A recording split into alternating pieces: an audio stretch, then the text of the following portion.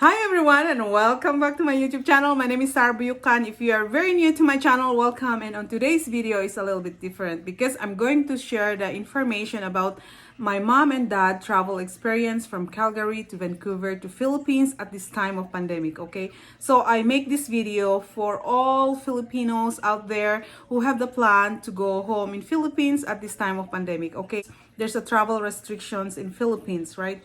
From March 22nd to April 21st, they have a travel restrictions, and you have to know who are allowed to enter in Philippines, okay? So my mom and dad flight March 26th.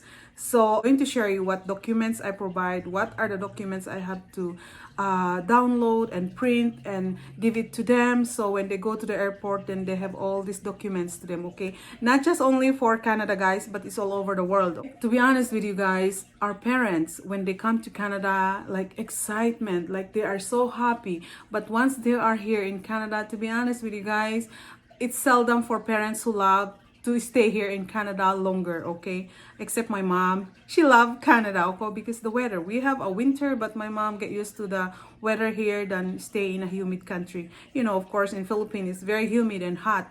So my mom just loved Canada because of the weather.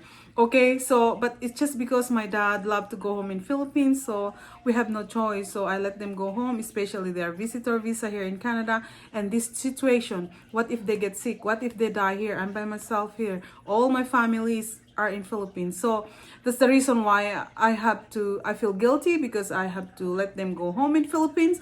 But of course, I feel good because now at least they arrive home safe in my own province and in my home. So anyway, guys, okay, so much introduction. So before you book your ticket, you have to know what airlines you're going. If it is Philippine Airline directly from Vancouver to Philippines, guys, you don't need to have a swab test, okay? Because you're going to have a swab test in Philippines. But if you are going to buy your ticket connecting flight, let's say you are from Calgary to Vancouver, then Vancouver to China or Taiwan or Korea, you have to know, okay? This is very important because I'm sharing this information based on my coworker parents' experience, okay?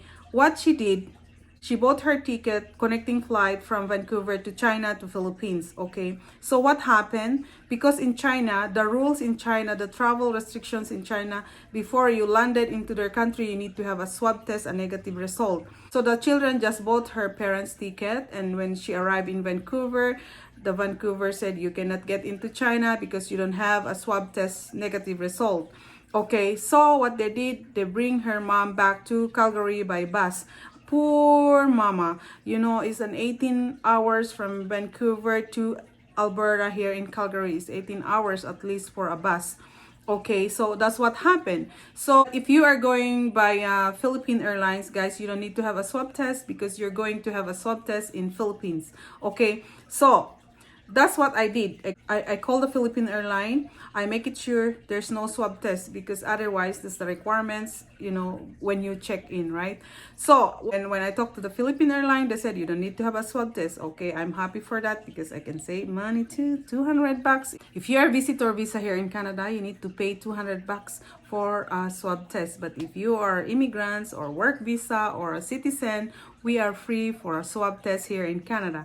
Okay, March 22nd to April 21st, the only following people allowed to travel: OFW, overseas Filipino worker, or non-OFW. So my mom and dad are non-OFW, diplomats, dual citizens, children of Filipino nationals. Okay, so those are the people allowed to travel to Philippines. What are the documents you have to print it out for you to present upon check-in here in Canada or anywhere around the world, because that's the requirements for you to present, for you to get into the airplane and for you to be accepted in Manila. Okay, first thing you have to, of course, you need to have your passport, proven your own citizenship, right? Second documents you need to have, pre-book hotel, quarantine hotels. It has to be accredited, guys. Number 3 you need to have is PCR test form. This you have to download and fill up all the information and give it to your parents or bring it yourself. number 4 documents you need to have is affidavit of undertaking. Okay, it's all in the Philippine airline websites. Okay, so I got all this information from the Philippine website. You can just download. This is very important, guys, how you book a hotel in Manila. Okay, so what I did, because I have no clue about in Manila where the hotel, the locations and everything, so what I did all my research. You have to make it sure these are accredited hotels that is accredited by the Department of Health in Philippines. Okay, so I did research 6 hotels at least. When I do my research, it's almost like expensive, guys, like 3,000, 4,000, 5,000, 7,000, 8,000 peso per night. And for me, I cannot afford, I'm a budget person. I have to search a cheaper one. So I finally find a cheaper one. The name of the hotel is Go Hotel Otis Manila. So Go Hotel, they have different branches, hotels in Manila. I did my reservation to this Go Hotel Otis in Manila, and they charged me 2,500 per night for my mom and dad, included breakfast, lunch, and dinner. They don't provide any shuttle bus for the pickup, right? Because I need somebody who is going to drop my mom from airport to that hotels. So upon arrival in Manila airport, my mom said they are very helpful. The staff in the airport in Manila, they are very good. They guide my mom and dad because they are senior citizens, right? From Manila airport to my mom and dad hotel, they have to pay 1,900 for a shuttle bus, because they asked my mom and dad if they want taxi or a shuttle bus. The guy who carried their luggage, my mom said they asked us to pay them 100 each of the luggage. So my mom and dad have 4 luggage, so they have to pay 4. And because the guy said who helped them to carry the luggage, they said like it's a little heavy. I said it's okay, it's 400. So they're the one who did all the job until they arrived in the hotel. Okay, so in the hotel, guys, my mom said it was okay.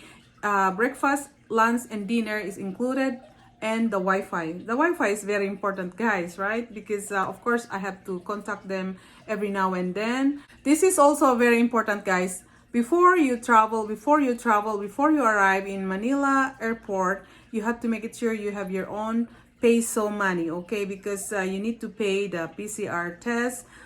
If it is adult, like a regular price is 4,000 each. But when you are senior citizens, you have to pay 3,200 each. So if you are in Canada and you want to have Philippine money, guys, you have to go to a bank, on your own bank, to exchange for the, if you have a Canadian money, you have to exchange with your peso, and you have to wait at least 2 to 3 weeks. Okay. So my mom said the hotel is okay. The staff in that hotel are awesome. They are very good. So after 6 days, they went to do the swab test for my parents. The next day, the 7th days, the result came in. But I already received the result here after 10 hours of their swab test in Manila, because my email is the one who accept everything, the information, what's going on with my mom and dad in Manila, because my parents had no clue about email address, right? And I don't want them to be more confused about email address. So all the information I received from my email. So I got the result and I was so happy. You sleeping and they wake you up. I have to call the hotel mama because I'm so happy. So you and Papa is negative. Thank you, Lord. Sorry, Mama, I have to wake you up because I'm so excited. That's why. So you and Papa, can you sleep good? God is so good to us, Mama. So I'm so happy. You need to have a plan, guys. Worst case scenario, if in case you will be positive, then you know what is the next plan to do, and you are ahead of time what to do, right? My only concern is what if they are positive, and I even told my parents the possibility, even though you have no sign and symptoms, possibility you are positive. So this is what going to happen, just in case. Okay, I pray a lot. I pray, and I'm nervous for that whole week there I stay in Manila. I'm not you need to plan ahead of time and contact the person who come to pick you up in the hotel. Okay, yes, this is the easiest, guys.